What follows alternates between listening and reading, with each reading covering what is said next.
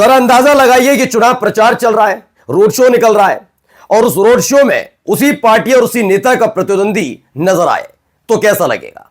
कुछ ऐसे ही हालात है।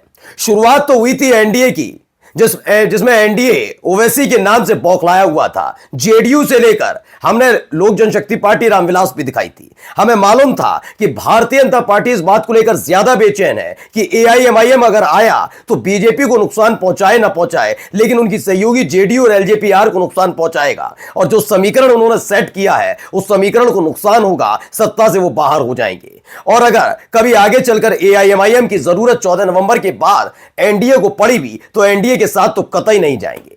लेकिन अब मामला थोड़ा और पलटता नजर आ रहा है। मामला पिछले 5 से 6 दिनों के भीतर जब से चरमपंथी जैसी शब्दावली का इस्तेमाल तेजस्वी यादव ने असदुद्दीन ओवैसी के खिलाफ किया है, जब से शायर भाई साहब कांग्रेस के सांसद पहुंचे हैं ये सीमांचल वाले इलाके में और जिस तरह की तकरीर की है उसने महागठबंधन में भी खलबली मचाई है। अब असदुद्दीन ओवैसी के नाम की जयकारे नारे कहां लग रहे हैं आज आपको दिखाऊंगा। क्यों पूरी उम्मीद के साथ तेजस्वी यादव पहुंचे तो थे सीमांचल वाले इलाके में, लेकिन चेहरे की रंग क्यों उड़ गया था? वजह एक ऐसे नेता के नारे लग गए जिसकी वजह से उनको बड़ा बेचैनी महसूस हो रही थी। आज आपको दिखाऊंगा कई और महत्वपूर्ण खबरें भी कि असदुद्दीन ओवैसी ने कैसे आरजेडी, लालू प्रसाद यादव और खास तौर पर तेजस्वी यादव को लेकर क्या कह डाला है। यह खुशी की बात नहीं है एनडीए के लिए भी, एनडीए तो पहले से ही बेचैन है। आज आपको बहुत सारी खबरें दिखाने जा रहा हूं, देखकर आप अंदाजा लगा लेंगे। कल 11 तारीख सीमांचल की सीटों के साथ साथ 122 सीटों पर जो बिहार में विधानसभा चुनाव हो रहा है उसका आखिरकार असली सूत्रधार और किंग मेकर कौन है। नमस्कार, मैं हूं प्राज्वल गौतम और आप देख रहे हैं नेशन 360। बिना देर किए एक वीडियो दिखाऊंगा। यह वीडियो बहुत खास है आज की, यह सबसे खास वीडियो मानी जा रही है ऐसे वक्त में जब एनडीए से लगातार तनाव के बीच महागठबंधन से ओवैसी की ठन गई है। मैं पहले भी कह रहा था और आज भी कहता हूं, तेजस्वी यादव का यह बयान क्या प्री प्लान्ड बयान था या फिर अनजाने में दे दिया गया? क्योंकि 14 नवंबर के बाद जिस तरह का आकलन लगाया जा रहा है कि तेजस्वी यादव और चाहे महागठबंधन हो या फिर एनडीए, जब उनको पूर्ण बहुमत नहीं मिलेगा तो एक ही आसरा है, वो है वो मोर्चा जो एआईएमआईएम ने आजाद समाज पार्टी और स्वामी प्रसाद मौर्य के साथ खड़ा किया। लेकिन क्या यह बयान के बाद एआईएमआईएम बिल्कुल आरजेडी की शर्त पर शामिल होगा महागठबंधन में? वो हो ना हो, लेकिन जो नहीं होना था वो हो गया है। क्या हुआ है तो जरा सुन लीजिए नारे।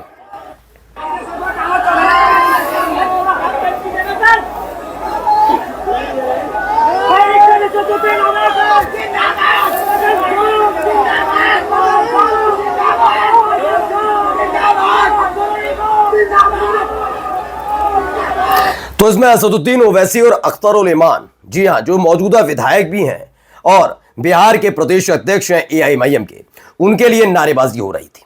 यह नारेबाजी ऐसे वक्त में हुई जब तेजस्वी यादव का यह पूरा काफिला निकल रहा था। मैं आपको फिर से बता दूं और फिर से दोहरा दूं, हर एक व्यक्ति का एक आधार एक क्षेत्र में होता है। जैसे एआईएमआईएम को लेकर हमेशा सीमांचल पर जिक्र किया गया। 2015 में उन्होंने बहुत मेहनत की, 2020 में उनका परिणाम भी मिला, 5 विधायक जीते, 4 गद्दार हुए बात अलग है लेकिन 5 विधायक जीते। अब 2025 में इसका दायरा बढ़ चुका है। आज भी जो विश्लेषण लोग करते हैं सिर्फ सीमांचल तक करते हैं, जबकि फर्स्ट फेज में के चुनाव के बाद आखिरकार लोगों को मानना पड़ा डेंट तो पहुंच गया। पहले फेज में भी जो सीटें हैं 121, उसमें से भी कई ऐसी सीटें हैं जिस पर एआईएमआईएम ने अपना प्रभाव न केवल छोड़ा बल्कि वहां सीट कई निकलने जा रही है। इसलिए सीमांचल से बाहर भी एआईएमआईएम किस तरीके से आ रही है उसकी एक तस्वीर ये भी है। देखिए क्या लिखा है। एआईएमआईएम का इतना क्रेज है कि विरोधियों के सामने भी फकरे एआईएमआईएम के चाहने वाले नारे लगा रहे हैं, असदुद्दीन ओवैसी साहब जिंदाबाद, ओवैसी साहब जिंदाबाद के नारे लगे। ये क्लियर दिखता हुआ नजर आया। लेकिन क्या केवल जिंदाबाद के नारों से जीत हो पाएगी? तो आगे देखिए क्या बताया जाता है। सीमांचल में फिर से दीवार बने ओवैसी, इन सीटों पर महागठबंधन को पहुंचा रहे नुकसान। तो इस हेडलाइन की जो पहली लाइन है वो तो ठीक है, लेकिन दूसरे की जो है वो थोड़ी गलत है। महागठबंधन के साथ साथ पहले तो आप लिखिए एनडीए को भी नुकसान। सिर्फ बीजेपी की वजह से ये एनडीए लिख नहीं पाते, जबकि मैं बार बार बता रहा हूं कि मुसलमानों को लेकर बीजेपी के नेता क्या सोचते हैं यही एक तय करता है कि बीजेपी के साथ मुसलमान नहीं जाते।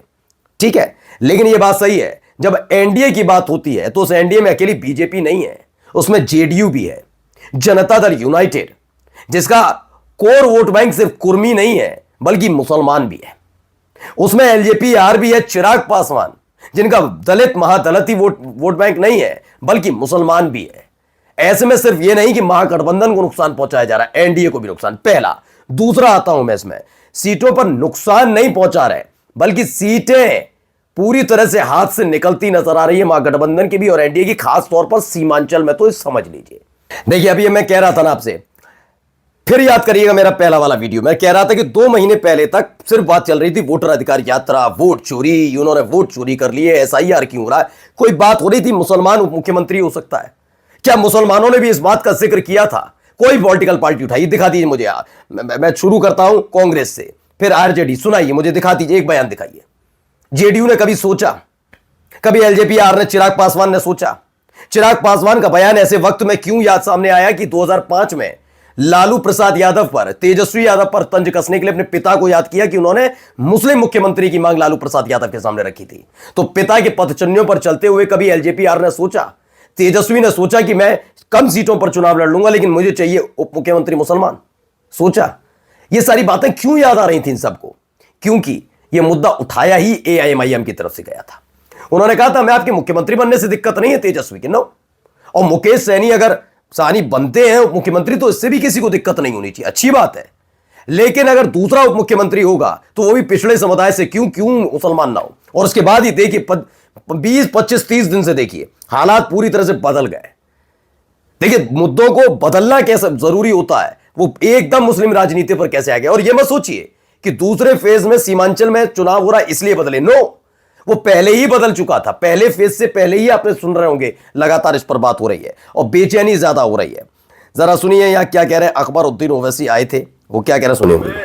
अकबरुद्दीन ओवैसी बिहार के लोगों से अपील करना चाहता हूं कि सीमांचल में मजलिस इत्तेहाद अल मुस्लिमीन सीमांचल की पसमानदगी को, उनकी गुर्बत को और उनकी बेबसी को दूर करने की एक कोशिश कर रही है और इंतखाबात में हिस्सा ले रही है। तो मैं बिहार व बेखुसूस सीमांचल, तो सीमांचल की आवाम से उन्होंने अपील की है, पहुंचे थे और अपील करते नजर आए। खैर, जाते जाते खबर जरा नवभारत टाइम्स की भी, लालू परिवार में खुद एकता नहीं, बिहार की जनता को क्या एकजुट करेंगे। इंटरव्यू में ओवैसी ने खोल दिए धागे, लेकिन चूंकि न भारत टाइम्स चला रहा है तो बात तो तेजस्वी तक ही रखेगा।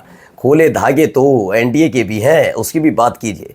मैं सिर्फ एक तरफा बात नहीं करूंगा, सब तरफ की बात दिखानी हमारी जिम्मेदारी बनती है। जहां नुकसान एआईएमआईएम को है तो है भाई, और जहां महागठबंधन को है तो एनडीए भी अछूता नहीं है। नमस्कार।